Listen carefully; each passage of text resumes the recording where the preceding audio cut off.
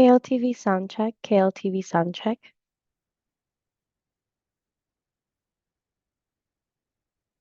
What? Huh? Yeah.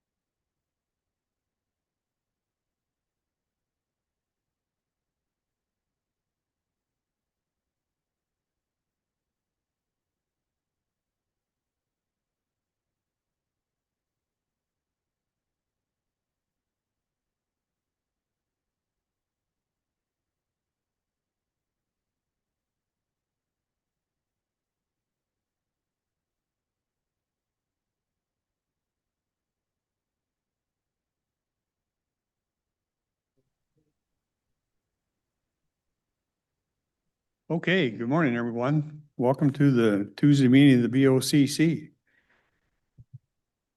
We have to lead us off today. We have the Church of Jesus Christ of Latter-day Saints, John, with us today to lead us in invocation. And we set up the mic for you there. Right there. I turned it on. Good.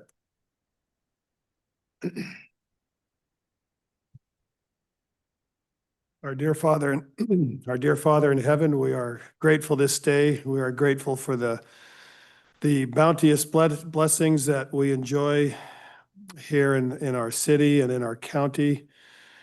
We are grateful for thy Son, Jesus Christ.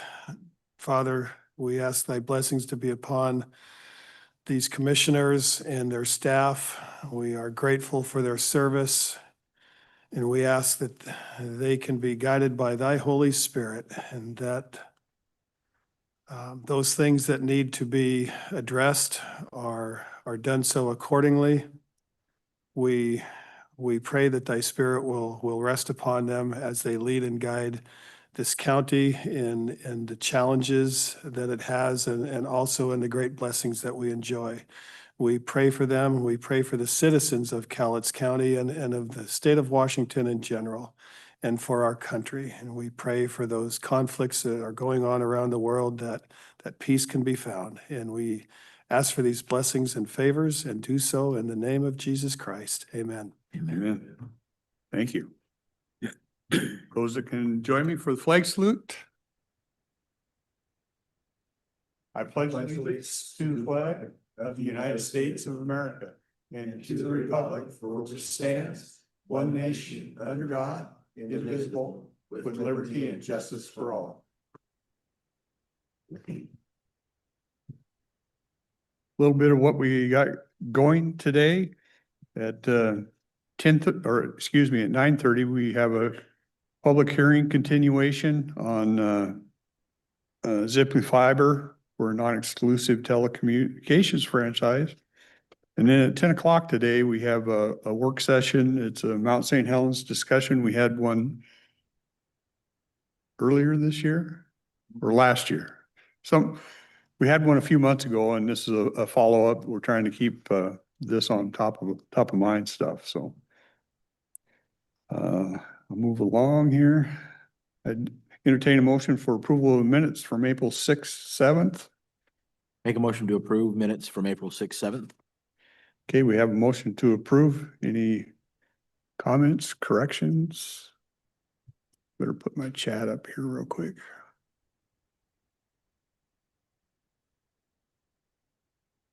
Okay, seeing none, call for a vote. Those in favor? Aye. We have a proclamation today, and I'll read that, and I'll give Mr. Wallen a little bit of time to talk about it. This is a proclamation. It's a matter of declaring April 2026 as Fair Housing Month in Cowlitz County. Whereas on April 11th, 1968, the Fair Housing Act was enacted into law, recognizing that no American should have their right to purchase or rent shelter of choice, abridged because of race, color, religion, sex, handicap, familia status, national origin, sexual orientation, or gender identity. Whereas Cowlitz County is committed to the mission and intent of Congress to provide fair and equal housing opportunities for all, and whereas equality of opportunity for all is a fundamental policy of this nation and our state and our community, and whereas the location that people live has a direct impact on the quality of their health, education, and access to economic opportunities. And whereas discriminatory housing practices create racial and economic segregation in communities that can lead to disparate outcomes in overall quality of life.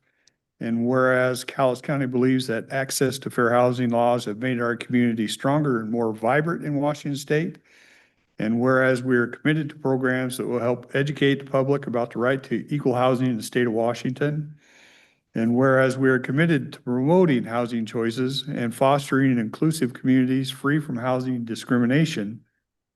Now therefore be it resolved that Cowlitz County celebrate and proclaim the month of April 2026 as Fair Housing Month, and thank the many people in our communities who aspire to open the doors of opportunities of housing to all people free from any discrimination. And we will approve this and sign this, Mike, if you. Either one is fine, Mike. Thank you, Commissioners. Appreciate the proclamation. For the record, I'm Mike Wallen. I'm with the Lower Columbia Association of Realtors.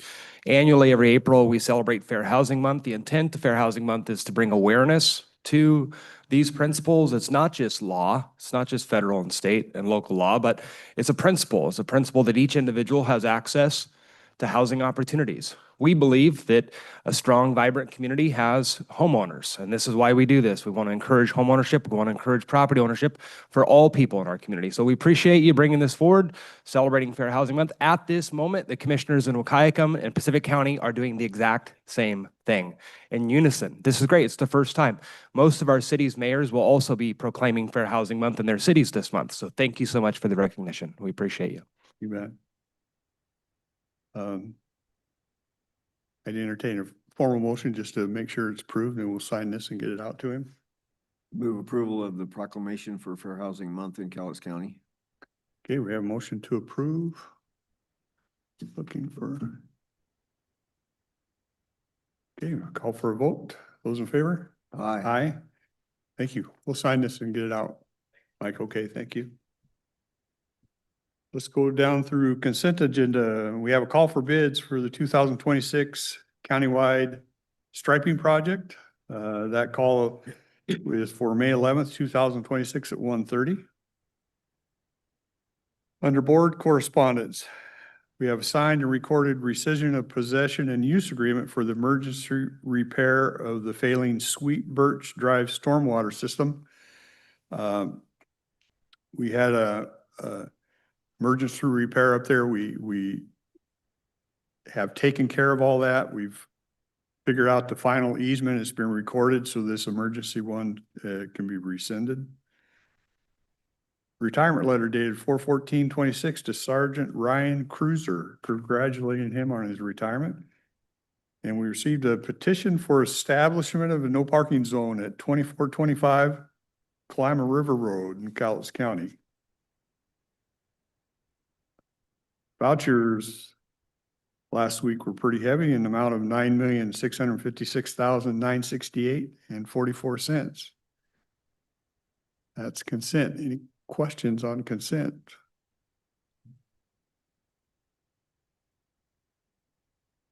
Okay. Seeing none, I'd seek a motion to approve. Move approval of the consent agenda. Okay, we have a motion to approve consent. Throw it out there one more time. Okay. Call for a vote. Those in favor? Aye. Aye. Motion carries. Thank you. Two motion items, juvenile detention. I believe, I'm told, George, you're online today.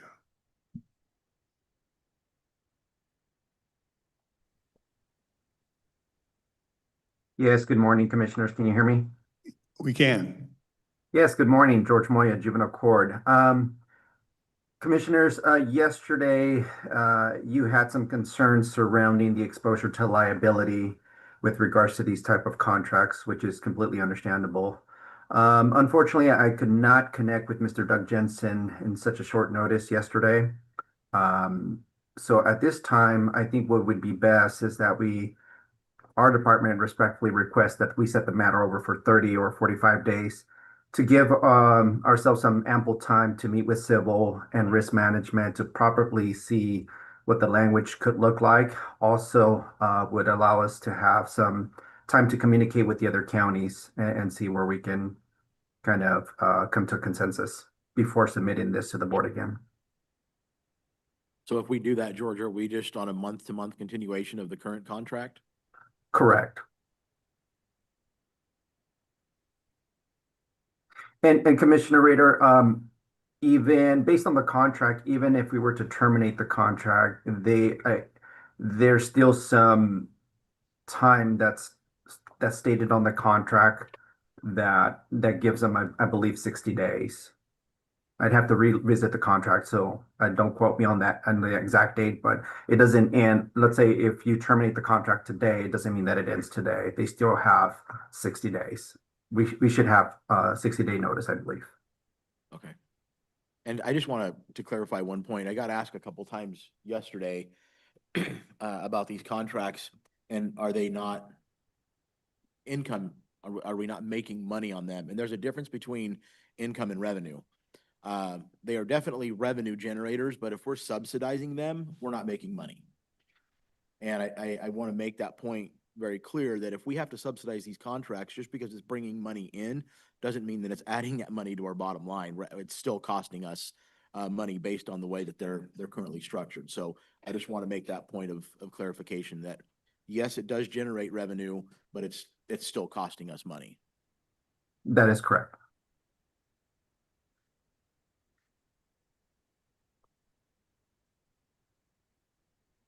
So we Need a motion? I'm good with that. hold it over for, you think 30 days, George? Will be all right? I think 45 days, just because communication will have to happen between multiple parties, maybe our risk, our civil, their risk, their civil. And then I know that the administrator from Waukegan County, Mr. Scott Jaco, has also reached out to some policy insurance carriers to see if they can go that route too. So these on a time crunch for those quotes as well. Okay, George. Can you kind of look about 45 days ahead and see when the Tuesday around that time frame would be?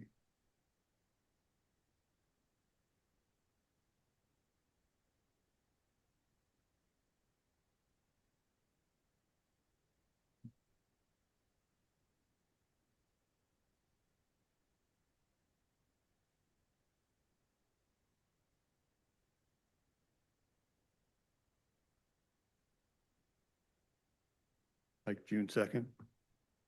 So if we held it over to the June 2nd meeting, George? Yes, that would work fantastic. And if Madam Clerk would like us to resubmit this, or if this is something that through this venue, we just send it over.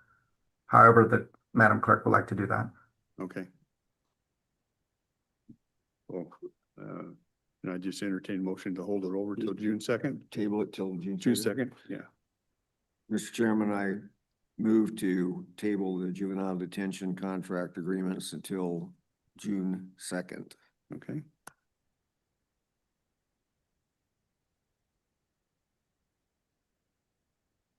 Got a motion to table these till the June 2nd meeting. Any comments, questions on that, concerns? Okay, seeing none, we'll call for a vote. Those in favor? Aye. Aye. Okay, George, thank you. Thank you. Thanks, George. Have a good morning. Okay, we have public hearing coming at 9:30. Till that time, you have some minutes if you have comments you want to make on anything.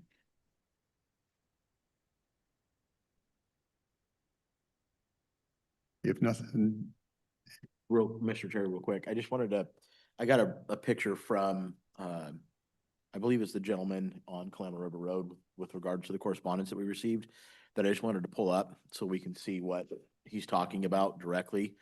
Kelly, if you could pull it up. So this is his view coming out of the driveway when the UPS truck, so this isn't the postal service, but it is the UPS truck, that's parked there. So you can see, coming out of the driveway, he's parked right there. The curb that is in question is directly behind the visibility that's in question is directly behind the UPS truck. So as he's coming out, they're unable to see what's coming up the road right there. So I wanted to show that so that we can see and have an idea of what it is that they're talking about. So that, where that truck's parked would make that a no parking zone? That's the part that I don't know. We'd have to figure out for Public Works, but I'm assuming that where the UPS truck is in the right of way. Where the Jeep or whatever that car is not in the right of way. That's on private property. And so, yes, we're talking about where the UPS truck is. Okay. I believe our Public Works is working on this, right? Yeah. Yeah. Yeah, so, okay. Anything else? Okay, we can just recess till 9:30.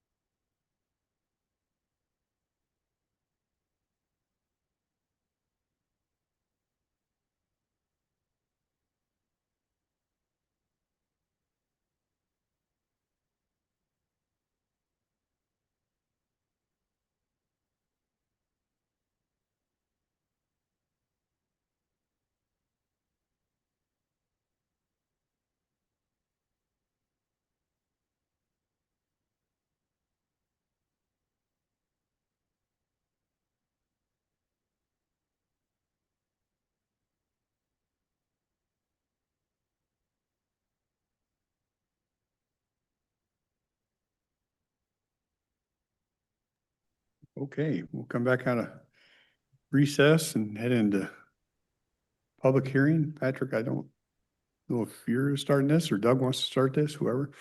I'm happy to start. I'm going to throw it right Okay. at him anyway. Okay, Good morning, commissioners.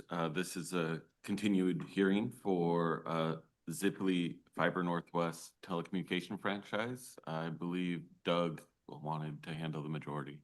okay. Good morning, Commissioners. The hearing opened with a discussion and a presentation of a draft franchise for Ziply Fiber Northwest. The franchisee, Ziply Fiber, which has actually two entities, a Ziply Fiber Northwest LLC and a Ziply Fiber Pacific LLC, made a number of changes to the proposed franchise. They'd asked for additional time, which was the basis for the adjournment and now the reconvening as of today. The franchisee was changed to Ziply Fiber Pacific LLC.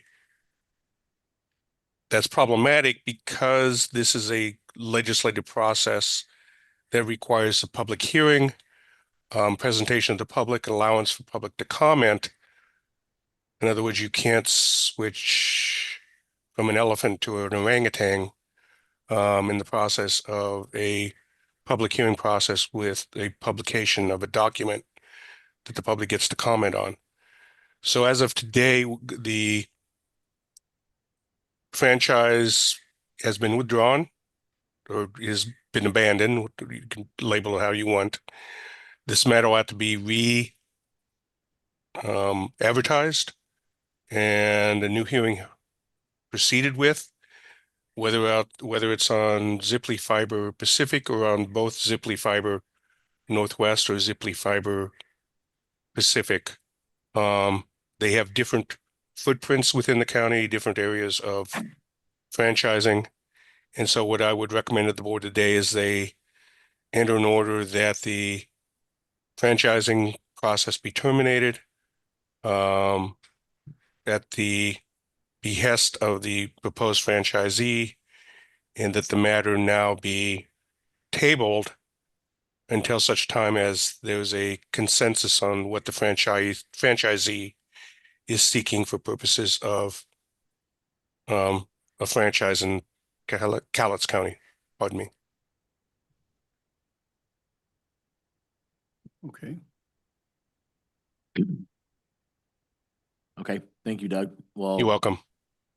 Given that, then I make a motion that we table this or adjourn this meeting and reject the current franchise request from Ziply, and that we move that they enter a new application for any future franchising, and that we have another hearing at that time. okay, we have a motion on. Any other discussion on that? I think it's pretty clear. Okay, we'll call for a vote. Those in favor? Aye. Thank you, Doug. Thanks, Doug. You're welcome, gentlemen. Thank you. Thank you.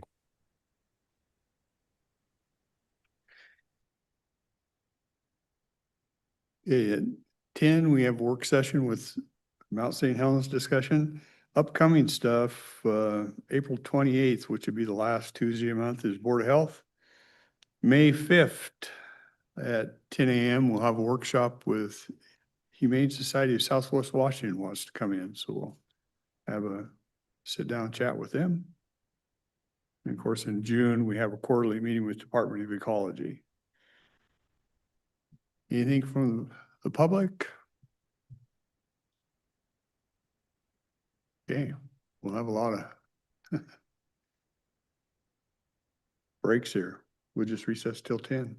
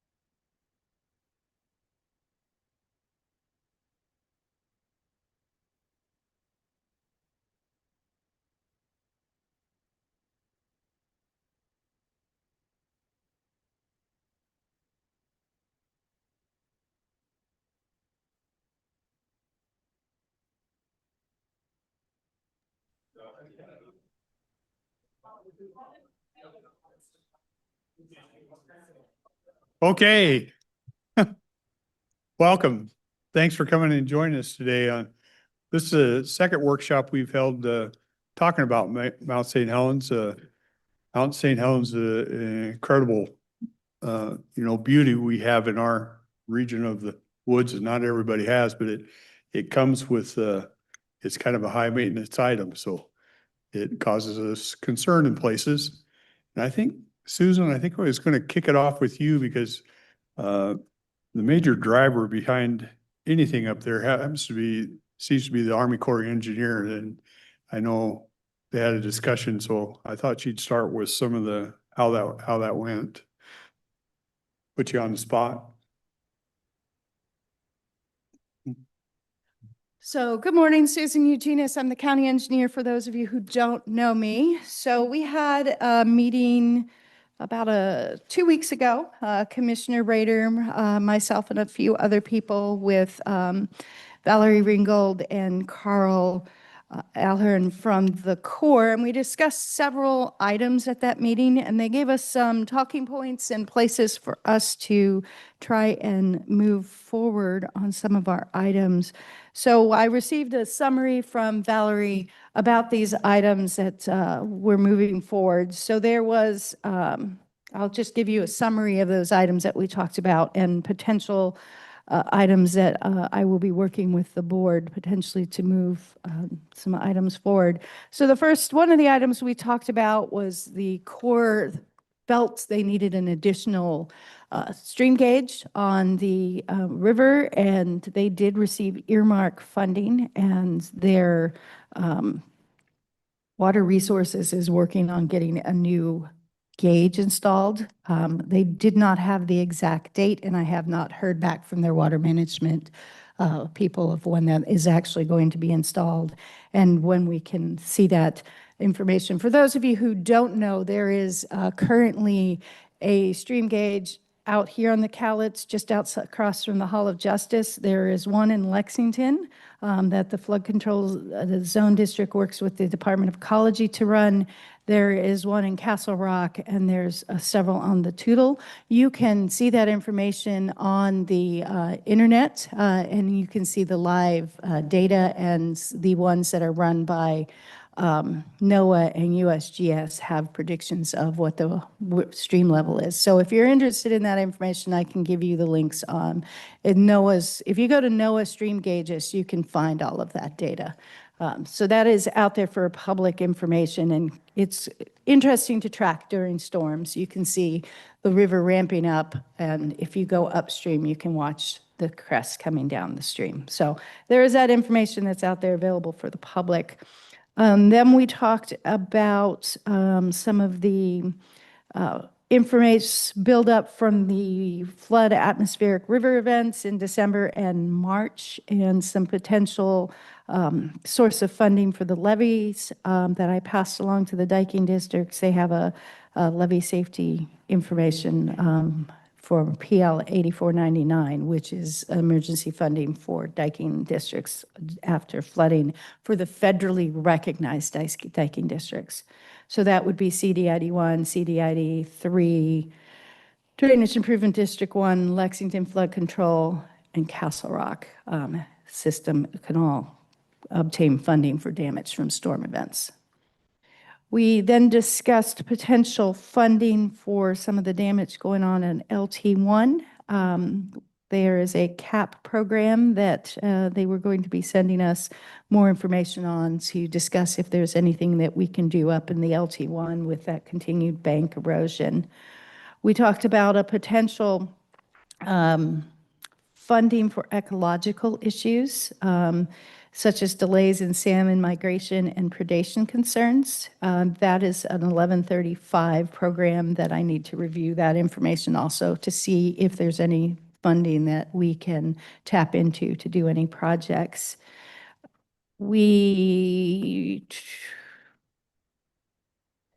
So then they talked about potential WRDA, and I need to go through that call for information to see that ties into the LT1 if there's any additional funding we can get. And the one item that I brought up, so for those of you who've lived here for a while, the Cowlitz River, as you recall, was navigable quite a ways up. And that was one of my questions as to, well, I know you do what is going on with navigation on the Cowlitz.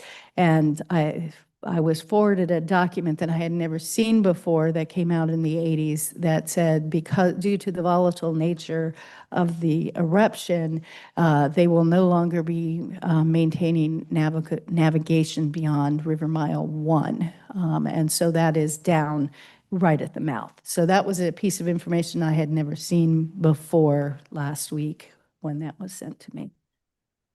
Susan, a couple things that I would just like to clarify with regards to the stream gauges. We asked why they're not able to use the gauges that are currently in the river. So what we were, in the conversation, one of the things that they said was that they need more data to make a decision on the dredging of the Cowlitz. And I asked, why don't we just use the current data that we're collecting with the stream gauges that we currently have in the river? And the response was that they're not collecting the data that they need. I then asked them, why do we have them in the river and what data are we collecting if they're not getting what we need? So what we're looking into at this point is sediment gauges to measure the amount of sediment that is being deposited into the river. I was being somewhat facetious when I said just go and look at the river and you don't need a gauge to tell you that there is a lot more sediment in the river than previous.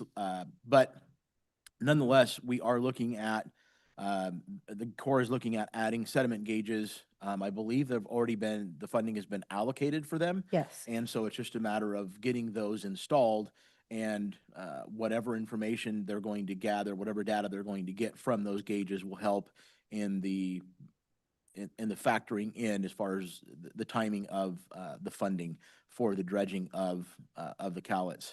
And the other thing with regards to the ecological impact with regards to the salmon and the predation, one of the things that we discussed is if you go to the mouth of the Cowlitz, there's so much, the amount of sediment that is there has really bottlenecked the salmon and the fish that are moving up the river, and the sea lions are just having a heyday in that portion of the river right there when the fish are trying to get through. And that's just not just salmon, it's also smelt and anything else that's running up the river, sturgeon, whatever fish are going up there. And I know that this is something that we brought up in our Fish Recovery Board meeting, and Steve is going to have the Fish and Game Department. I believe they're going to come and talk to us at our next meeting. Steve, is that correct? September meeting with regards to some of these issues. So we're wanting to take, we're not just taking the approach that we have been taking the last 10, 15, 20 years. We're wanting to hit this from a multifaceted approach and look at it from it's affecting the fish, all the different areas of our ecological environment, if you will, that are being affected because of the inaction that has been nothing has been done. And so we are looking now at adding the effect that the sediment is having on fish in the river to the mix of what we're addressing with the Corps as we move forward with regards to the dredging of the Cowlitz. So those are some of the points that we discussed with them, and I feel like we had a really good conversation with Valerie, and the points that we addressed with her. She gave us some actionable items that we can take as we move forward. So just some clarity on those points that were brought up.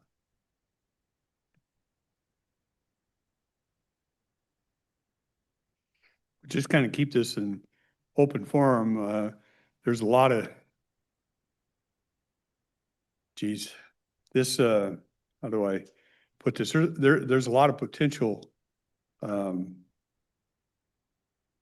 issues that could happen with this river that I never really thought about. I mean, Mark can probably speak better to me than I can, but let's just take one that always keeps on top of mind for me is the Spirit Lake.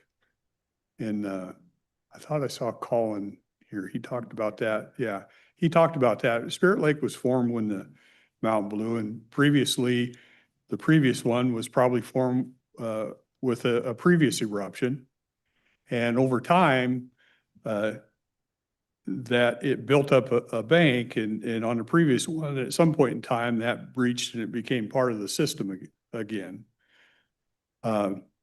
This one, they've never allowed that to happen. They know it's an issue because they built a tunnel to try to keep some of the pressure off of that. But, and I don't know all the data, I think it's, I want to say somewhere around 100 foot deep, but if that breached at Spirit Lake, we're all under about 6-7 feet of stuff in our communities. It's a big deal.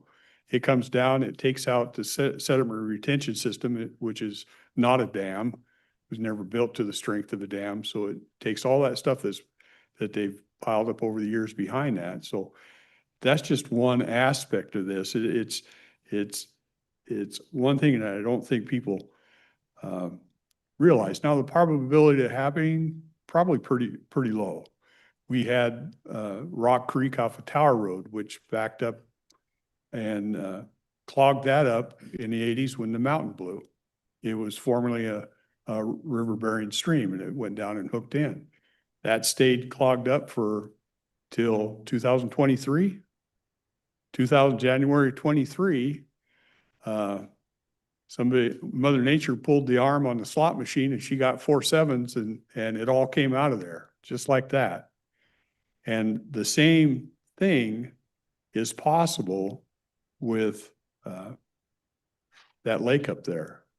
That you could get, Mother Nature could pull the right arm and you could get them lined up and that thing would breach and the catastrophe to our communities downstream would just be unconscionable.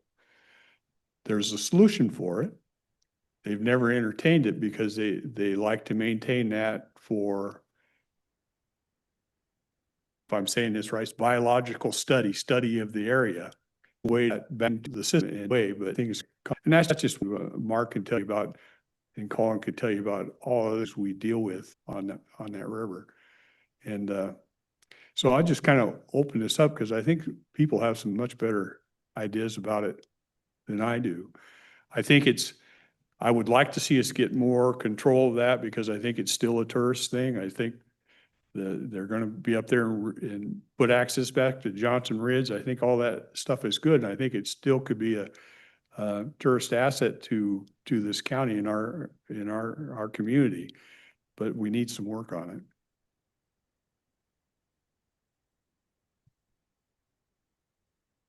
We always talk about, I don't want to monopolize this, but Colin talked about it's really hard to get the Corps to accept dredging, although they'll do it in other places in the state.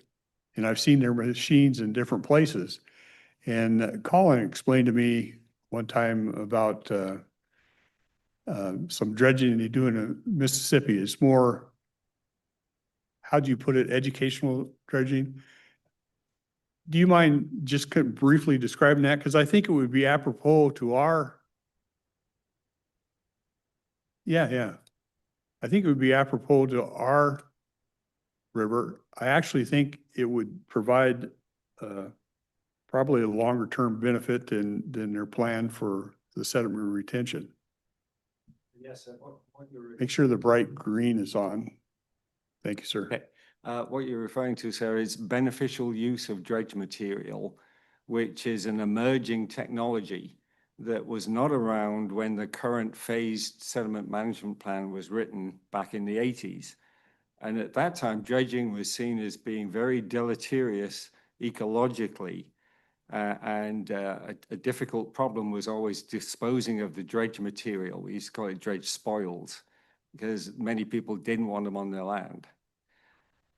What's happened since then is that very creative engineers have come up with ways of using dredge material beneficially, both in terms of protecting assets, in terms of reducing bank erosion rates, and particularly in terms of creating shallow water habitat. And it turns out the Portland District U.S. Army Corps of Engineers is the world leader in doing that on the Columbia River. And they've written multiple technical notes and scientific papers about beneficial use of dredge spoil at multiple locations in the Columbia. I don't know of any reason why that work could not be extended up the Cowlitz, even though, as Susan said, it's now not considered a navigable river. So it wouldn't be done for navigation like it is on the Columbia, but for multiple other reasons, including flood control, sediment management, and habitat improvement for species including listed salmon. With this project they want to do, we're going to lose a lot of habitat up there? With the project they want to do with raising whatever? Well, and this goes to the point, the first point you made, that the river is a hazard, and Spirit Lake at the moment is definitely a hazard. The probability, as you say, of a breach is extremely small, although the Corps hasn't told us exactly what that probability is because it's not apparently for public release. But we know it's very, very small. But the consequences are catastrophic. And so risk is probability times consequence. And when the consequences are huge, even a very low probability event is risky. Now, there is a current NEPA study into how to manage Spirit Lake going forward so that it is no more of a threat, but also so that we can gather in multiple co-benefits from having a fully functional, evolving Spirit Lake in the way that would have happened naturally and has happened naturally before 3,000 and 3,500 years ago when the lower valley wasn't as populated as it is now. We could get to there. It almost sounds like having your cake and eating it, but with modern engineering, and particularly engineering with nature, an international initiative led by the U.S. Army Corps of Engineers on engineering that delivers not just the intended benefit, but multiple co-benefits. How do we get there? How we get there is to have a plan for the whole system. And the whole system includes the lake, the Toutle River, the Cowlitz River, and the tributary junctions, which are hotspots. And you come up with a multifaceted plan optimized on creating the best benefits for the people of Cowlitz County, whilst also keeping them safe. And that kind of a plan could be developed, but it would need a lot of push. And this is what I'm hearing, what I'm doing here is parroting exactly what the National Academies of Science said in 2017 after their study. But we're now a decade on from that, and we don't really seem to have moved that far towards taking up that approach.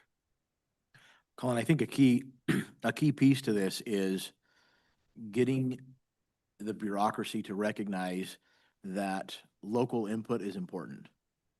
And I feel like to where there's a window of opportunity that we might be able to step in and make some changes with regards to the designation of the monument,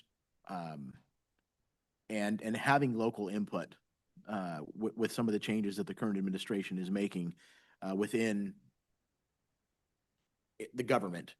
And I also feel like a key element to this is our relationship with the Corps. And we're working on establishing that relationship with them so that they can see and understand what it is that we're dealing with here. Not the fact that, we're talking to somebody who's detached from the situation clear across the country, and getting them to understand the local perspective, what our concerns are, and being able to have a say in what goes on in our own backyard. And that is something that I feel that we're working on. And as we continue to progress and to move towards that, I think we're going to get more traction with the lack of inactivity, or the inactivity that we have had over the last couple of decades with regards to this situation. It's just, we've just been dictated to as to what's going to happen, and with real no say in what goes on. And I feel like, for example, when I went to the NEPA study and looked at what they're doing with Spirit Lake, they were looking for input from the local agencies and local people. So I think that the philosophy might be changing a little bit with regards to that, and hopefully we can have more of an input and more of a say as to what goes on.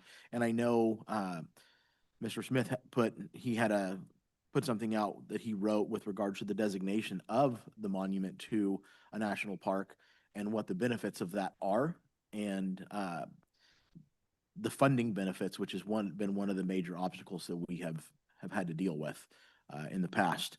So it's a multifaceted problem, and one that, as we move forward, the input from the community, I feel is valuable. Yeah, I agree 110%. Local people are the local experts, so listen to them.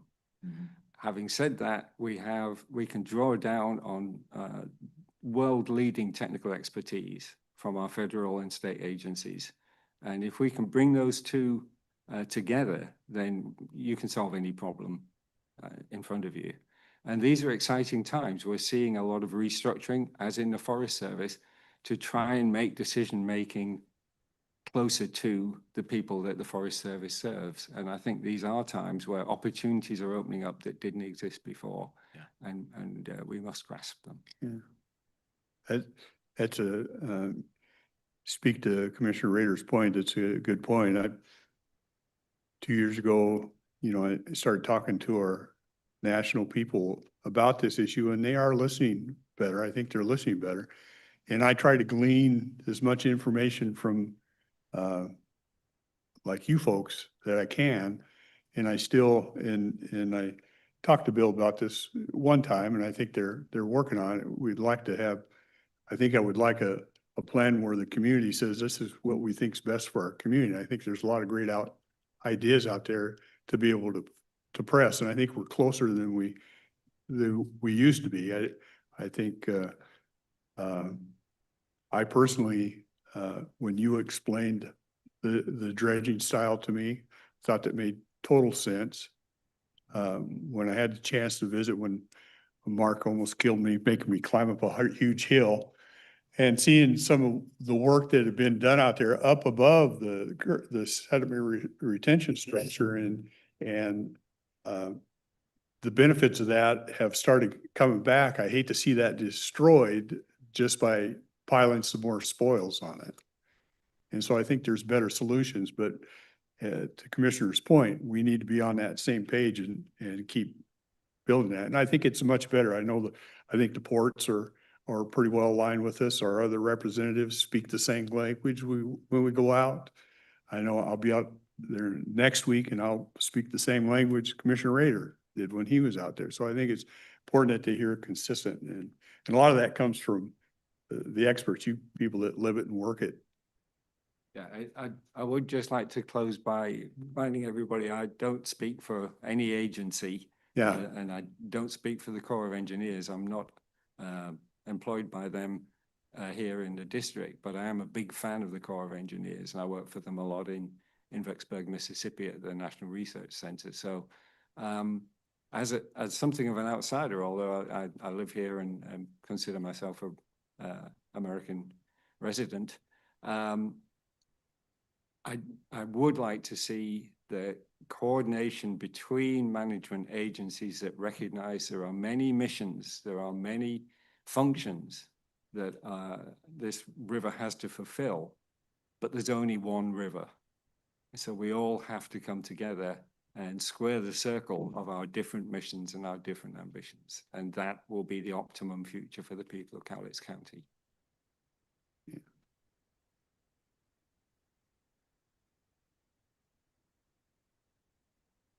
Did you want to? I know you've written a lot about this. And yeah. Everybody else be able to shot. My name's Mark Smith. Make sure the bright green. There you go. Thank you. My name is Mark Smith. Chris, I'm famous because my family had Spear Lake Lodge at Mount St. Helens when it erupted in 1980. I now operate Eco Park Resort at Mount St. Helens. And I'm the closest resident in behind on the North Fork Toutle, behind the SRS. I've had approximately 67 years of experience at Mount St. Helens. And wasn't going to speak today. I was listening because I wanted to hear things. But I do want to share the fact that, you know, we have a tremendous opportunity for our lifetime right now because of Mount St. Helens. You know, Mount St. Helens has always been a jewel in Southwest Washington, to Portland, to Pacific Northwest. All the way back in 1909 was the first actual place for people to stay in a lodge. That's 1909. That's a long time ago. The YMCA camps that were constructed up there were all back in the 20s, the 30s. We have thousands of people who cut their teeth in the great outdoors at Mount St. Helens.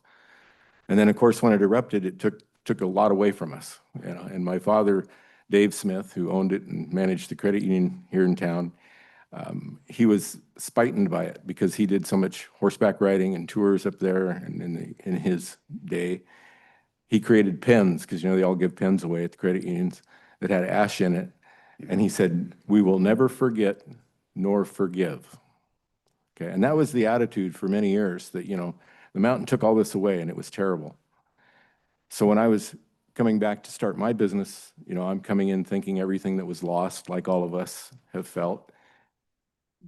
But it was really a gift, because unfortunately, there are other mountains in the Pacific Northwest, you know, some a little bigger than ours, some a little more developed, but none of them were an active volcano. So when the mountain came alive, it made us unique. And because of the effects coming downstream through to Cowlitz County, we became the most unique county in the nation, because we have an active volcano. And we have to learn to deal with the sediment, the changes, and why we think the effects are terrible. And they took away our beautiful Cowlitz River that we could water ski in and boat and navigate and fish. And the North Fork Toutle, some of the most priceless fishing in the North Fork and South Fork Toutle and the Green River.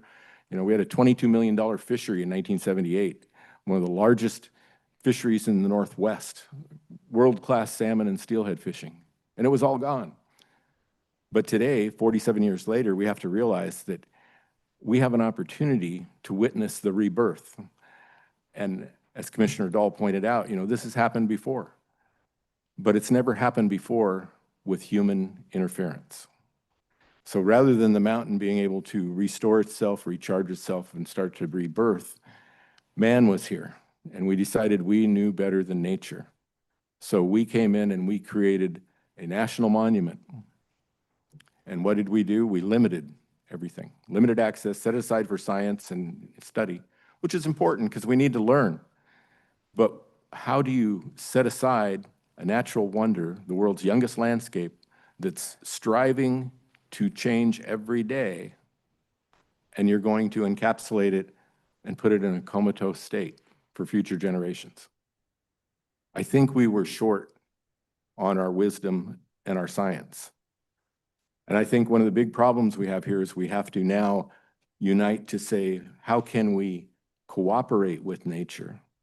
And how can we learn to work with nature to allow this to come back and rebirth? I think we've stagnated it, and I think that we continue to do that.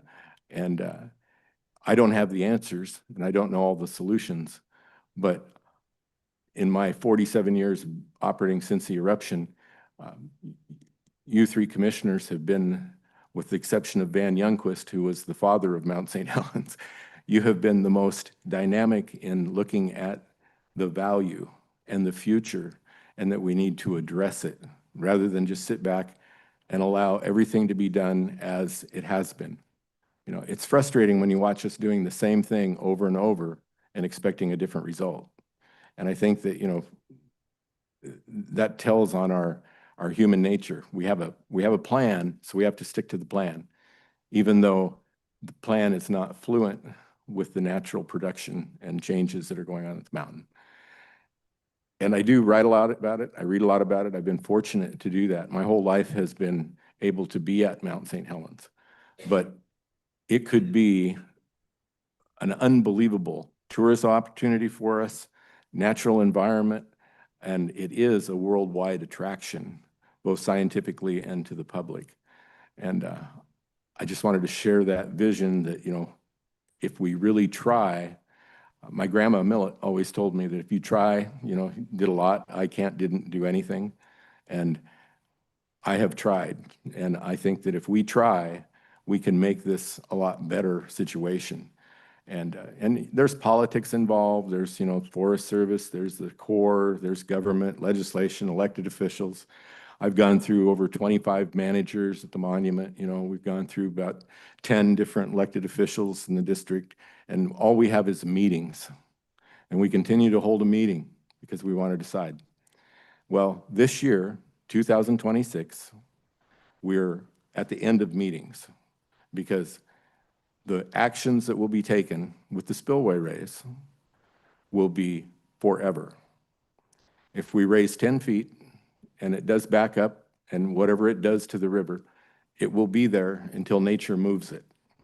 And it will set us back on the ability to make changes and modifications for more fish habitat, and it will set us back on the natural recovery. And when it comes down to it, if you do the math, we will spend $36 million. We'll raise this 10 feet. We'll get a projected 3 to 5 years out of it, and we'll be right back in this room discussing it again. You know, so when is it the right time? You know, I think that we really need to take this opportunity. As Commissioner Rader pointed out, you know, it is an opportunity, but what we do with it, that's how we're going to be judged and our future generations. So sorry for the sermon this morning, but No. that's what I wanted to No. share. And if you have any I agree. questions, I'll be glad to add. No. I do, Mark, and I don't know if this is a question for you or maybe a question for Mr. Manlow. When I went and looked at this, at the structure, there's no way salmon are getting over that and through up to any part above that. I mean, there's no waterway. It's just sediment that water's running over the top of it. If we raise it again, is there a plan for, do we know what the plan is to get salmon to Spirit Lake through the river? Because they're not getting through that. Do you know anything with regards to that, or Steve, do you? I know a lot, but I reflect not to answer because I'm not an engineer. I'm not a government employee or Fish and Wildlife, but you do have Fish and Wildlife folks present, and they just released their management plan for above the spillway. So if anyone from Fish and Wildlife's here, they should be able to give you a report on that. Is there anybody in the audience that can answer?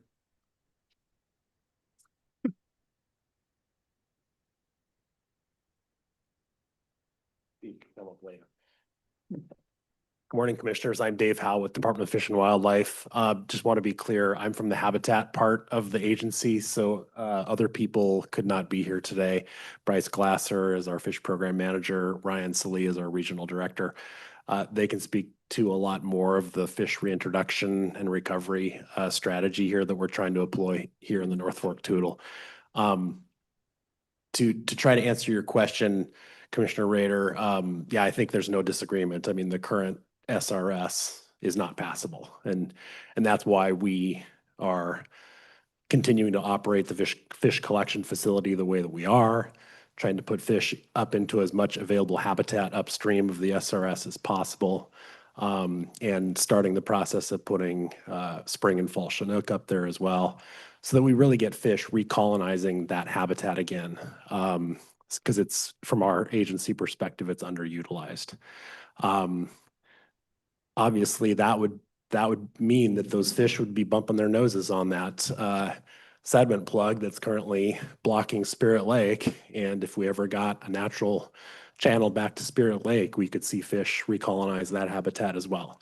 Our scientists have done some studies to indicate that that is a pretty significant part of the watershed that is blocked. And so there would be quite a bit of available habitat if we were to get salmon into that Spirit Lake area as Put well. Spirit Lake back into the system interacting. Right, exactly. Yeah. So I can speak to the habitat parts of it. We've commented on the supplemental EIS that the Corps of Engineers wrote in 2015. So we've got numerous letters on the record that obviously, you know, express our concerns for setting back recovery, like Mark Smith mentioned, and things like that. So we're very much concerned about it as well.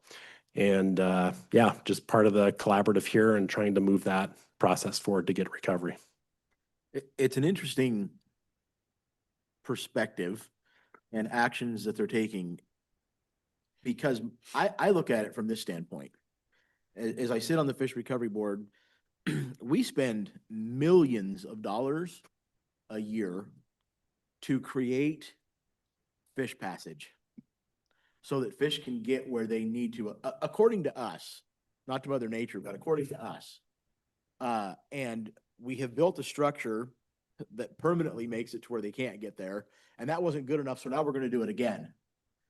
And yet we talk about fish being a priority, and the amount of money that we spend throughout the state to get rid of obstruction and to make it to where it's a viable passage for those fish. It just seems interesting to me that we would say that it is a huge, it was a world-renowned fishery. It's a huge part of introducing it, and yet we haven't seen any plan on how that's going to happen. We're just going to put in another structure. That part of it to me doesn't make any sense. You know, do we care about fish passage or not? And if it's okay for us to look at this river and say, well, because of these circumstances, we're going to put up another bridge, then let's maybe reevaluate the millions of dollars that we're spending throughout the state to put in fish passage culverts, to remove obstructions and that type of stuff, because that's all on the back of the taxpayers. And I still question the science, if you will, on how productive a lot of that stuff actually is, because I believe Mother Nature is going to do what Mother Nature does. You know, my boys have been bugging me about wanting to go to Patagonia and Argentina because the salmon fishing there is unbelievable. The salmon that are in those rivers came from our stock. The DNA came from Kalama River stock and Lewis River stock and Cowlitz River stock. They were transplanted there, and that fishery is unbelievable what they're doing there. They're advertising and marketing to get people from all over the world to go there and fish.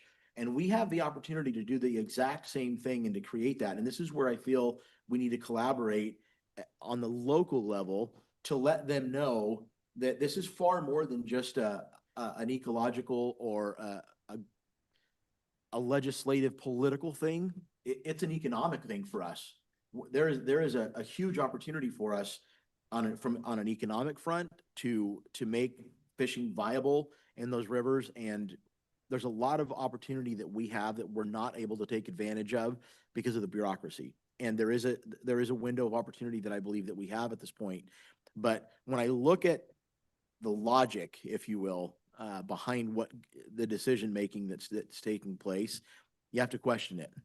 You know, we're spending all this money doing this, but in this scenario, that doesn't apply. You know, we're not going to apply the same logic here. It's just very interesting to me. But the way that we change that is through action. I have to agree with Mr. Smith on the meetings and the meetings and the meetings. I can't stand having meetings, just have meetings. We need to take actionable steps towards taking change. And I believe that we're on the right road. We're on the right path to do that. Thanks, Commissioner. So I got a question for you.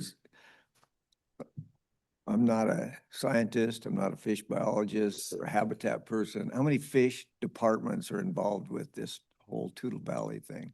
You're from Habitat, some have got restoration, we got fish passage experts, I imagine. How many different departments from the fishing department are involved with this? Oh, gosh. That's a good question. So if you look at the membership of our collaborative, the Toutle Spirit Lake Cowlitz Collaborative, I mean, we've got state, federal, and local agencies. We've got nonprofits. We have tribes. So we have probably close to a dozen different interests there that are trying to recover fish in the basin here. So from a 30,000-foot view, I view this thing as we've probably got somewhere upwards of 100 different scientific people and departments involved with looking at this with their microscope down on the ground at ground level. From a 30,000-foot view, what I can see is we got 40 years of studies and of meetings and of talking and of accomplishing damn little or nothing. And the reason I say that is when that sediment that Mother Nature says belongs at the beach, when it's piling up in the Toutle Valley, it's piling up in the Cowlitz River, we're all talking about it. When it hits the Columbia, guess what? I don't think there's a study or a permit, but all of a sudden the Army Corps of Engineers can dredge that river because that's a global economy in the Columbia River. And there's not a hesitation one to keep that channel clear. And we're doing zero to actually get out and do groundwork in the Toutle Valley and in the Cowlitz River. And I think, from my perspective, knowing that discussions that a 4.7 to 5.0 earthquake is going to liquefy that crap land in the valley up there, potentially bring down the Mount St. Helens, the sediment dam at the Spirit Lake, and that if that cuts loose, we're all going to be sitting, numbers I've heard is between 8 and 14 feet of sediment in right where we're sitting right now, Longview and Kelso, that would destroy Cowlitz County because nobody's going to pay to dig out. All of the houses, the industry, the businesses will be lost. God knows how many lives would be lost with 50 to 90,000 people in the valley that are be at risk, just like that, because you're not going to outrun it. But the problem I have is that we got lots of discussion, lots of talk going on, and we recognize the Cowlitz River is not a navigable river anymore. The fish aren't getting where they need to go. Every time we raise that sediment retention structure, I feel like we're just loading another bullet in a gun playing Russian roulette. We're just loading more stuff up there to wait for that earthquake or that next eruption of Mount St. Helens. Mount St. Helens has a history of erupting every 100 years. We're halfway there to the next one. It was 130 from the last one before it went off in 1980. 100 years later, we're almost halfway there. What are we going to do if that thing goes off again and does half the damage that it already did? If it did half that much, Cowlitz County would be gone. And we're just talking. And the millions of dollars of man hours and studies going into studies and reports. And now we're talking, I believe the new term is intelligent dredging or that. All of a sudden now we're going to have a new technology. Well, let's wait and see what that looks like. Well, every time we turn around, we got new technology coming out with the phone I got in my pocket. That technology is changing in leaps and bounds. Well, if dredging is changing in leaps and bounds, and all of a sudden we're waiting for the next version to come out, we're doing nothing. So my 30,000 foot view says, I don't need a degree behind my name to know that that river's plugged up out there. And the more you fill the valley in with sediment, the more the water comes up, the wider it's got to go. It's already washing the stuff that was dredged out 45 years ago. It's already washing a lot of that dredge material back in the river because it wasn't put far enough away from the river to keep it out of harm's way, or because the river hasn't been dredged enough to keep the water away from it. So we kind of got this vicious circle going around and round, in my opinion, that says, if we just keep talking, eventually Mother Nature is going to show us how foolish we've been for 40 years. So there's my 2 cents.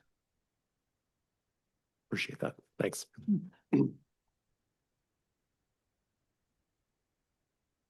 Thank you. Morning, Commissioners. Patrick Harbison, Diking District, so I'm going to go with so.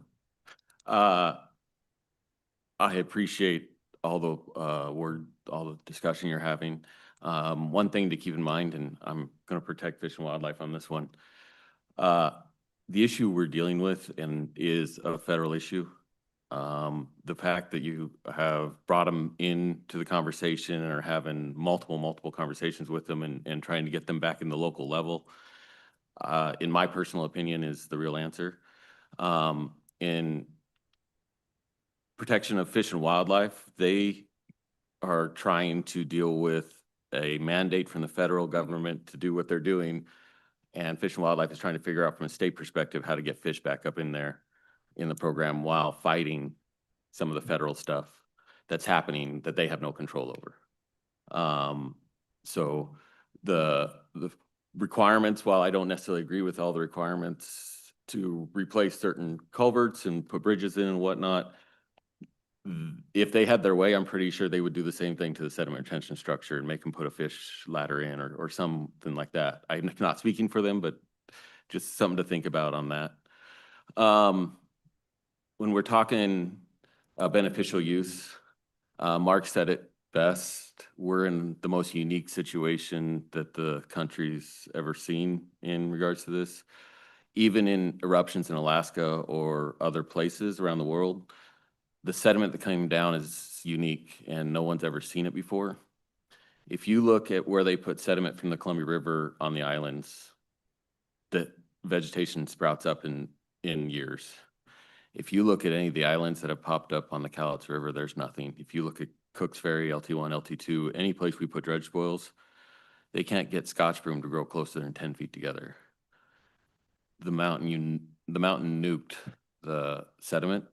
And thanks to you, we are working with COG to do a beneficial use study on what we can use that for. Because a lot of beneficial use they've done now, the Mississippi and in the Ohio, according to the consultant Verdantis that we've hired to do that, and they've worked with them over there. That stuff is rich in nutrients and they can use it in agriculture. They can use it on bank stabilization and grow plants out of it. We haven't figured out a way to do that yet. The only thing we figured out that is good for is fill. And once you get about 15 miles away from the source, it becomes uneconomical. So just a couple of thoughts. But I want to address one of your first point with regards to the fish and game and the opportunity that we have. What it's going to take is going to take departments like the Fish and Game to stand up to the federal government and say, we need to have a conversation about why we're doing what we're doing. That's what I feel like the collaborative is for. Everybody in this room, we need to stop taking dictate from the federal government and from the bureaucracy. They don't know what's best for us, right? And I feel like the first step that we have to do is as the term collaborative, right? Is to collaborate and to get on the same page as local and somewhat regional entities to say, we're not just going to sit back and allow you to do this anymore, right? I understand your point and I get it, but I also don't understand any agency, not just the Fish and Game Department, any agency, us three included, just taking dictate from somebody just because they're the federal government or because they're the state government. How about we apply some logic to the decision-making process and have a conversation about it? The problem that we face is the red tape and the bureaucracy and the Corps taking direction from Congress, not from the local people. That to me is where one of the biggest problems that we have. We need to come together, and a letter that we all signed at the last meeting and sent to the Corps, that got some traction, because when I went to DC and talked to them, he had that letter and they were willing to have a conversation and to look at what we were talking about. And the same thing when I talked to Valerie. So what they need to see is they need to see a unified front on our end. And to this point, I don't know that we've had a unified front because we've had so many different agencies and bureaucracies involved, and each one of them has been siloed, taking a microscopic view, like Commissioner Farrell just said, and nobody's been working together. And we have an opportunity to change that. And I truly believe until we change that, why would they change anything that's been going on for the last 40 years? So this is the opportunity for us to, moving forward, to come together and to collaborate in one voice and say, this is what we feel needs to happen in our own backyard. And that's every agency. And that goes for our representatives, Department of Ecology here locally, Fish and Game, you name it. All of us need to come together and say, this is what we feel needs to happen as we move forward. True.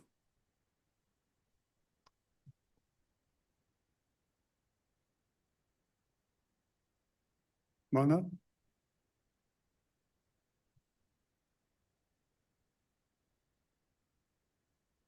Yeah, good morning, Commissioners. For the record, I'm Steve Manlow with the Lower Columbia Fish Recovery Board.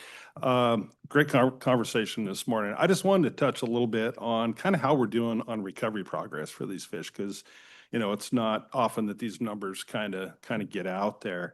You know, the way I look at recovery, I mean, this is a watershed where, you know, we've been talking about this morning, a mountain blew up, right, and set things way back.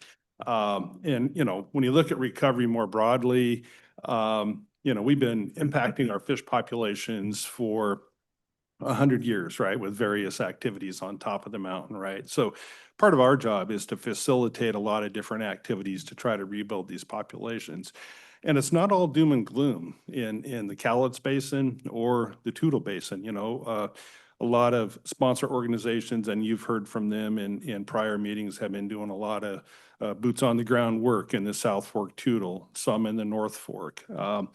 We're all pushing for, at some point, volitional passage over the SRS. Right now, it's a trap and haul mode, right, where you have the fish collection facility. We now have a reintroduction plan that WDFW and the Wild Salmon Center put together. They'll be shuffling fish to the upper part of the basin, hoping that they do come back, right, when they work their way back down through. That's all important work. And there's also a proposal out there to actually see what it would take to retrofit the sediment retention structure so fish can pass over the top of that thing. Even with the 13-foot raises, and we have concerns about that, and we've commented as a board on those raises over the years.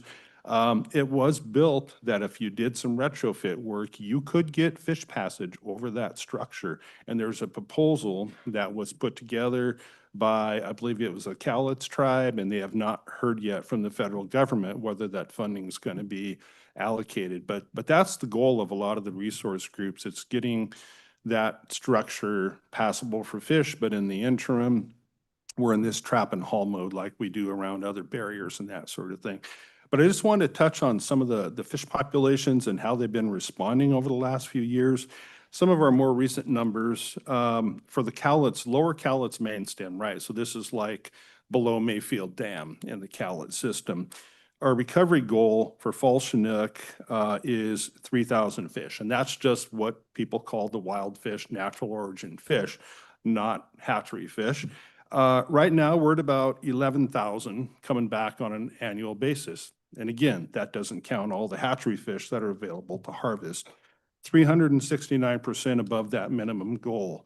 That's not bad. That's progress. We have a lot more to go, but similarly with coho in the lower Cowlitz, the delisting goal is 3,700 fish. That's what it would take to get out from underneath the, you know, ESA requirements.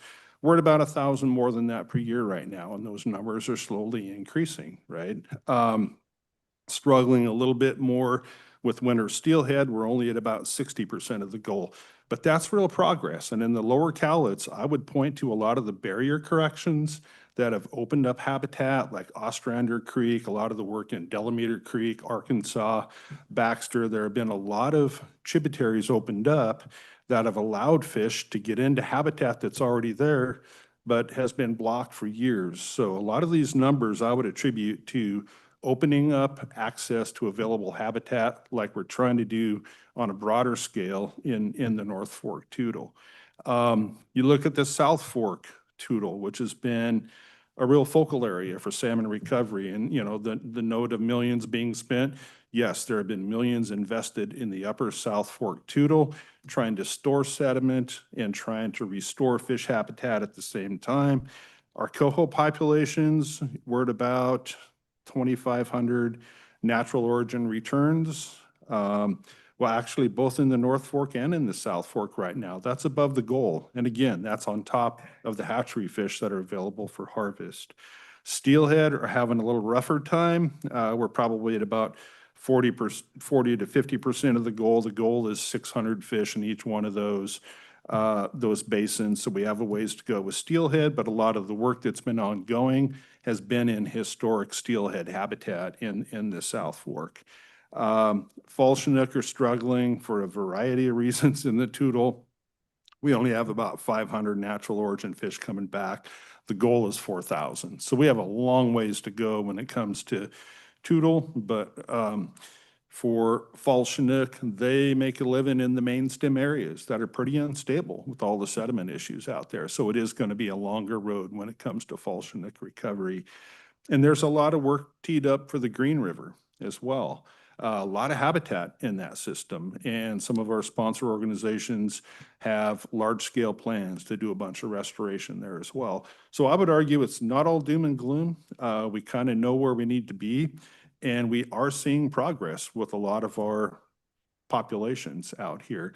But again, it's like 100 miles into the woods, 100 miles out, right? I mean, we have a pretty big hole that we're trying to dig out of when it comes to recovery. You had a mountain that blew up on top of that. It's going to be a while, but my point would be we are seeing the fruits of the labor when it comes to salmon recovery. It's just going to take some time and dedication to kind of keep working on it. So happy to answer any questions on that. Steve, I would say you do a great job. You really do. And I commend you because I sit on your board and you have to deal with me and a lot of the questions that I ask you and some of my philosophy. But could you please explain or clarify, you talk about the indigenous fish population and not the hatchery return. How do you differentiate that when you have hatchery fish that are spawning and creating fry that are not clipped, that are, spawned from hatchery fish? Do you include that in the native count? Because you can't differentiate the two, right? I mean, Right. so, so how do we know that it's our efforts that are doing that with regards to the processes that you're talking about, and just not us releasing more hatchery fish that are spawning and creating more fry that are returning into the rivers? I mean, Yeah. that's obviously part of it, but. Yeah, like in the South Fork Tootle, they have a weir out there, right? So they do separate when it comes to fall Chinook, the hatchery fish from the, natural origin fish. And we can talk all day about natural, wild, all that stuff, right? But unclipped fish. Yeah. My perspective is if you have fish that do get into the system and they're capable of producing fry that go out to the ocean and have the fitness to come back to that tributary and they're unmarked, they're going to be contributing to that population regrowth. And where things have been going with hatchery management in the last few years is to actually pull wild fish brood stock into the hatchery program with hatchery fish and blend them into the stock, so to speak. And we have seen improvements because we call those integrated programs, where you're actually pulling wild fish into the hatchery system, and that is helping to rebuild the stock. So these aren't totally segregated programs where you have to keep them separate. With recovery in general, things are leaning toward those integrated programs, and there is a role for hatcheries in rebuilding these populations as well. You just have to be smart about it, and it's taken a long time to kind of learn hatchery production because collectively we haven't been doing it very well for 100 years. But I would argue in my career, starting in like the late 80s, early 90s, we've learned a lot about hatcheries, and they can contribute to recovery if they're managed properly, and that's the direction we're going. So hope that answers your question. Yeah, I mean, I look at those numbers and I understand that we have a weir where we capture the fish. I'm just not sure the grading system that we use to give merit to what the variable is that is creating that. Mhm. I'm not sure that we know when, like you just said, we're Yeah. still learning that science. Yeah. And so I would say that I wouldn't give too much credit to one thing or the other. Yeah. When it's probably a multiple of things that are contributing to it. Yeah. And as long as we're continuing to look at it holistically, I think that's a good thing. There are some questions that I have that would be more for the Fish and Game Department with regards to that program. If we do have hatchery fish that are contributing to the ecosystem by spawning with native fish, I don't understand the numbers that come to the hatchery once they get a certain number. I've seen multiple pictures and articles talking about fish being killed once they reach a certain quota. Why not let those fish spawn? Why not, let them go into the ecosystem? So, but that's a whole different topic Yeah, of conversation. But I do want to preface that you guys do a good job, and, Thank you. I Yeah. really do appreciate the effort that you put into the restoration of the habitat for the Yeah, salmon. thank you. Yeah. Yeah. Appreciate that. And I will note, recovery isn't all about habitat, right? I mean, the agencies have been doing hatchery reform, so to speak, right?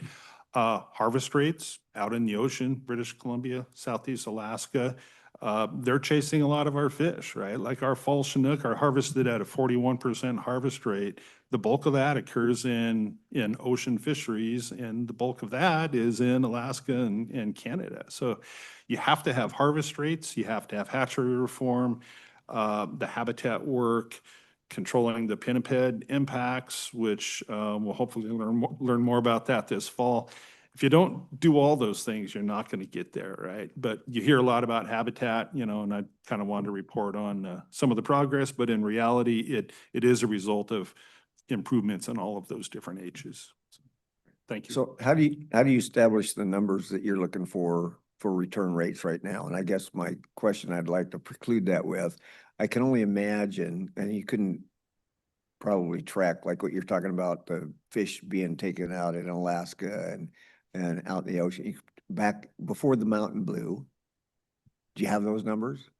Before the Mountain Blue? Before the Mountain Blue. Kind of hard to come up with those harvest numbers and whatnot before the Mountain Blue. Exactly. So I can only imagine that the returns into the Cowlitz River and the Toutle were in huge. the thousands, tens Yeah. of thousands Yeah. before the Mountain Blue. Yes. So today, listen to your goal of 3,000 fish here or there. How do you, what basis did you use to establish those numbers? Yeah, those numbers were set up when the recovery plan was developed in the late 80s, early 2000s. And like when I say there's a 3,700 goal for coho in the lower Cowlitz, those are minimum delisting targets to get out from under the ESA, right? Those aren't healthy harvestable numbers, right? That's like, what does it take to no longer qualify for listing under the ESA? You have to achieve all those numbers. Now, you need to double and triple those if you want to talk about robust populations that are, you know, harvestable in a robust way. I would argue that the Thule Fall Chinook and the lower Cowlitz with over 10,000 fish kind of coming back annually right now, that's a lot of harvest opportunity. You know, how that compares to what Mark saw as a kid and whatnot, probably not great, right? But those are minimum numbers. They're low numbers, and it's nowhere near the abundance. We're not trying to restore fish to where they were historically. We're trying to get them to where they're viable, they can survive, and they can sustain harvest. I'm a fisherman, you know, to where they can sustain recreational, you know, commercial harvest, those sorts of things, and tribal harvest. But it's nowhere where we used to be, you know, it's just the reality of where we are today. So, yeah. And if we had a major failure of the dam at Spirit Lake or a major earthquake that re-agitated all that sediment valley and put everything back in motion again, wouldn't we be back to ground zero? I don't think so, because what you would still have would be fish in the lower Cowlitz tributaries, fish in the Green, fish in the South Fork. Even if the North Fork blew out, getting fish into their historic habitat as broadly as you can, right, it kind of buffers those sorts of catastrophic events. And then you have fish in adjacent watersheds that can kind of repopulate, and with hatchery sites, you can kind of pull those fish back in. So it would set us way, way, way back. But fish are resilient if you give them a chance, I guess has kind of been my experience. So it wouldn't take us back to ground zero, but you know, it would set us way back on recovery, definitely. Okay. Yeah. Thank you. All right, thank you. Okay, we've kept you here an hour. If anybody has any. Yeah.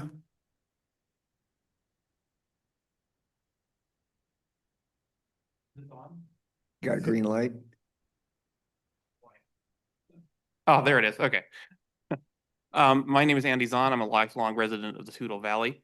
And I came in today to talk about, largely about recreation in Cowlitz County, specifically in the Toutle area, but also more widely. A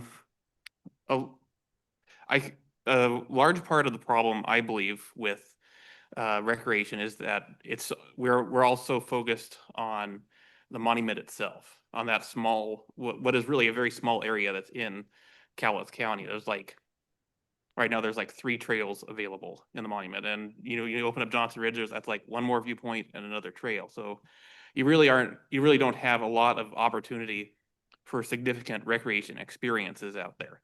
And over the years, like I remember back in the 90s going camping at Fawn Lake in the High Lakes and exploring all over the country out there, and a lot of it has been locked up behind gates, like foreign investment groups, just the timber companies shutting down access. So it's really just I think a lot of our problems are a decline in outdoor recreation access, really throughout Southwest Washington. The High Lakes are a particular sore spot because at one point, prior to the eruption, they were large portion of that was actually public land, and you could, was free for public access. And I think we really need to get back to that point where we have just a more widespread accessible land throughout the area. The High Lakes are, of course, again, a great opportunity. You could have a campground at Fawn Lake. It's like the ideal location for like a campground there. Road access down to the green. And there's actually the rim around Fawn Lake there. If that was public land, if that was a park out there, the rim around Fawn Lake would be one of the most popular hikes in the whole region. It's you got the lake on one side and this great big cliff base, and you got Mount St. Helens, the whole vista on the other.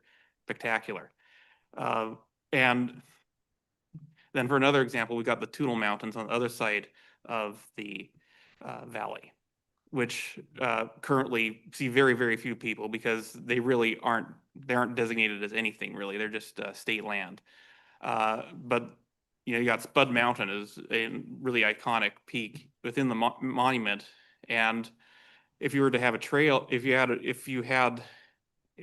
that was a natural resource conservation area, you could have a trail to the top of Spud Mountain and several other peaks out there. You could have trail access down to both the north and the south fork, dispersed camping along the ridge. A lot of potential there for hiking and mountain biking and all. It's just and have a whole other area of the region of like where it's like you have that and Fawn Lake. It's like, I mean, the High Lakes. Now instead of just people just saying, oh, there's Johnson Ridge, there's Coldwater Lake, I can go there in a day, see basically everything there is to see and leave.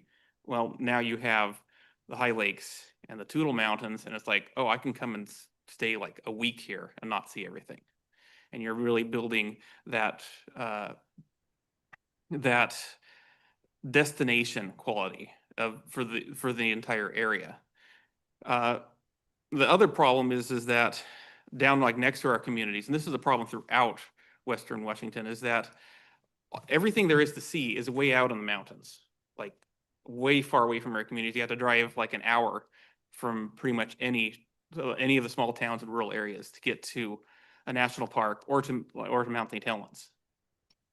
And what you really need to have is at least a couple of significant parks, like at Silver Lake along the south shore there. You could have a kayak launch, a bike trail there on the Old Green Mountain Railroad, Lakeshore hiking trail. There's a lot of potential there. There's also great location be along the Toutle River, just outside of Toutle with Beagle Mountain. And really the idea is with all these ideas is to make it so that you have this really large, diverse range of recreation out in the mountains, and then you also have stuff closer to home, stuff that you have people say, okay, this looks like a great place to go visit, and there's all this stuff I can do out here, and there's all this stuff I can do in town.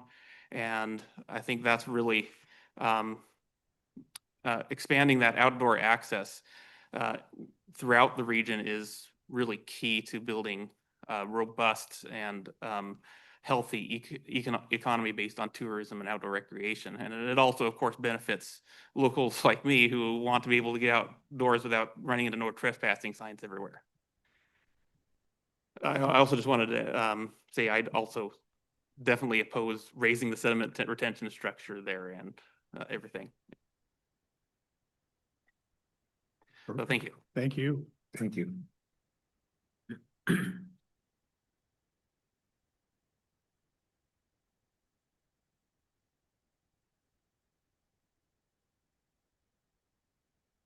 Good morning, Commissioners. My name is Mark Plotkin. I'm the former Tourism Director for Cowlitz County. I served from 1999 till 2011. I was the MC for the Mount St. Helens at 20 commemoration. I worked with Weyerhaeuser on Mount St. Helens at 25. I was the executive producer on the video of Mount St. Helens 30 Years of Change in 2010. I served on the Brian Baird Committee. Mark Smith and I were the two votes that voted for the Park Service instead of the Forest Service. I was the one who purchased the domain name and developed the original Visit Mount St. Helens website. I marketed Cowlitz County and Mount St. Helens in Los Angeles and New York. I traveled internationally to Berlin, to the ITB, and to the World Travel Market in London. I worked with media and tour operators worldwide. I've attended state tourism conferences in Washington, Oregon, California, and Nevada. And as a side note, when I traveled in a group of destinations, I always had to present last because there was so much interest in Mount St. Helens, no one else had a chance if I went first. Events that happen one day or 1 weekend a year could not compete with the interest that the world has in Mount St. Helens. Cowlitz County has a unique opportunity for Mount St. Helens at 50.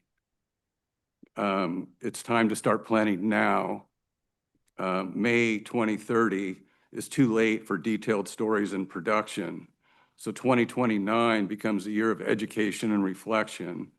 It's time to start planning topics and set up familiarization trips to invite the media and script and film each event from the ground and with drones and develop a sharing website so that everyone around the world has access to those films and those scripts. Hire or have a communication specialist to publicize the events and the digital library.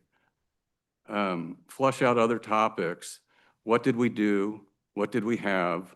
What should we have done? What would we have had? And what can we do now for the next 50 years? Weyerhaeuser did a fantastic job at Mount St. Helens at 25. If you remember, they donated lumber from the tree farm to build 25 houses for Habitat for Humanity. And so the publicity, the truck driving cross country, it was huge. I would recommend we look to them for the 50th. They've got the visitor center there. They've got the tree farms. We can do stories on what the houses have done since 25 years. And this time we can build 50 houses across the country. And it'd be a huge success. Each community has the ability to set up and publicize what 50 years since the eruption means to them.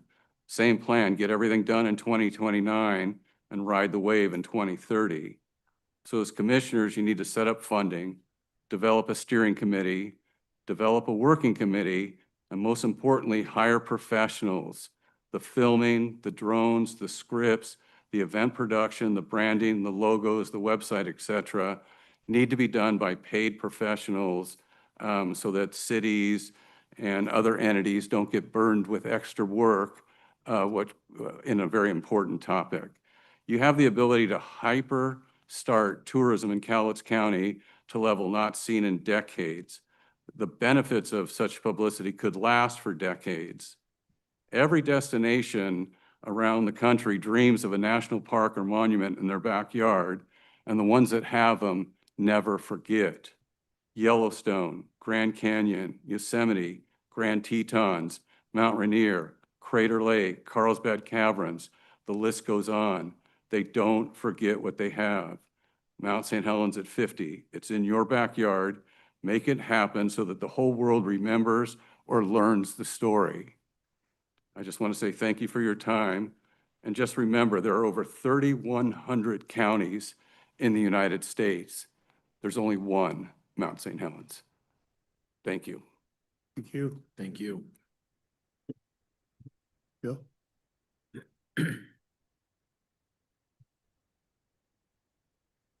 It's hard to follow that one. Yeah. Bill Fashing, Director of the Cowlitz-Wahkiakum Council of Governments.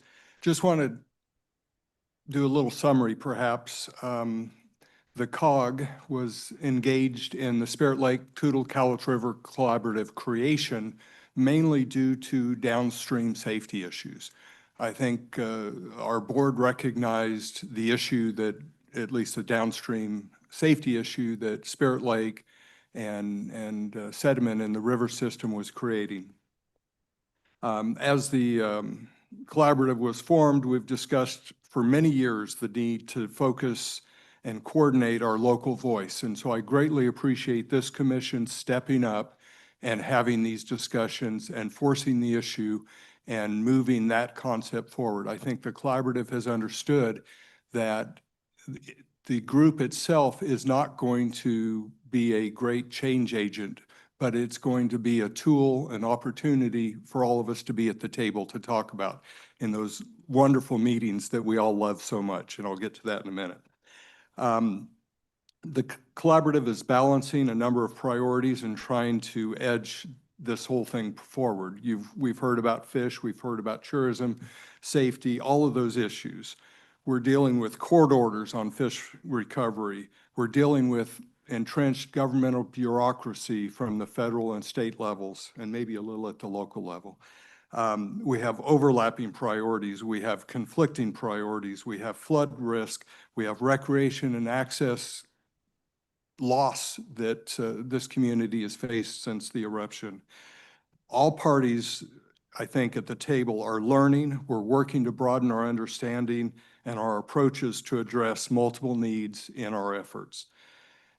Sediment management helps habitat and fish recovery.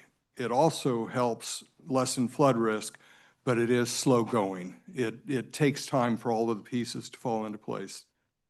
I understand the frustration with endless meetings. That's been my whole life, I think, is meetings and meetings and meetings.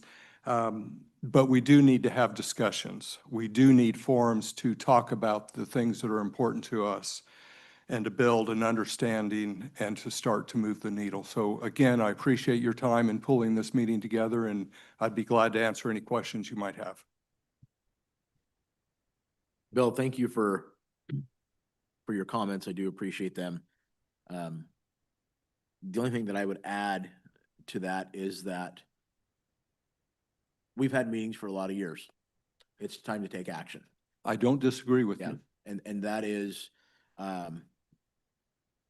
I think if we're all on the same page, and it sounds. Well, I don't think we're all on the same page. I think a lot of us are trying to get on the same page, and there's always going to be disagreements, and Mark and I may not agree on one issue, but we will agree on 5. So that's what we need to build on those. Yeah, and I agree with that. And I feel like we're at a point right now where we're not going to agree on everything, and I don't know that that's the intent, is to get us to agree on everything. But when I say we need to get on the same page, what I'm referring to is we need to start taking action, right? And yes, I would probably say that I'd speak for the 3 of us, for everybody in this room, with the frustration with the lack of action that has taken place. And it's the bureaucracy, it's all the things that you mentioned. But I think that the 3 of us and everybody in this room who signed on to that letter would agree that it's time to take action. And that is, in spite of the bureaucracy, in spite of the red tape, in spite of Congress's, all of that, in spite of that, the fact that we are to the point right now to where we have leaders in our community who are coming together and in one voice saying, we're done. We got to start, something needs to be done about this. And I think from my perspective, my board of directors is there with you. So I think we've reached that tipping point finally. And I think we just need to take the message to DC and to Olympia and let them know what has to be dealt with. Yeah. Yep. So I think we are on the same page with that. Yeah. Yeah. Okay. Thank you, Bill. Thank you. Anybody else? We will continue to do this every so often and try to keep you updated And any progress we make, go ahead, Mark. You'd be so kind to facilitate me just for a moment. Yeah. And this, I appreciate it. Just so this doesn't turn into another meeting with no action, I would like to announce that if everybody in this room has the inspiration to want to take action this year, in the next 30 to 60 days, with actions that could help us change our spots and our stars, please contact me after this meeting. Okay? Okay. I appreciate that. Thank you. And Thanks, Mark. And I have answers to your questions coming. I got a note the other day. They're working on them. And I would like to just thank Mr. Drew for your email and your comments. I do appreciate that. I appreciate the perspective that you commissioners have on this. And I, just as a resident citizen for the first time, as our citizens band interest, I feel that we have somebody in our corner. And I realize it's a challenge for you guys to get your state leaders to get on board with this, but you're doing it. Thank you. There's so much that we can do, that can be done to, make this a great health and still maintain safety for the people. I would encourage everybody to contact your state and federal elected officials and tell them how you feel about our need to get something in motion rather than just studying it. Mark, I had a question here, and I don't know if you want to give it public, how to contact Mark Smith. How to Yeah. contact-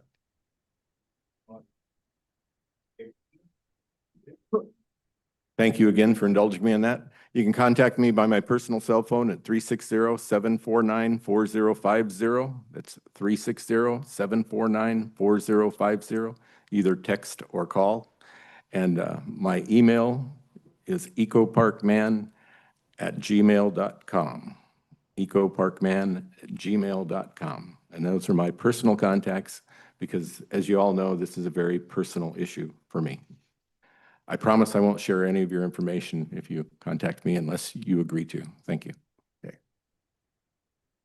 And I just want to thank all the agencies that showed up today and to the previous meetings, and to the municipalities that are represented and to the private business and citizens that are here.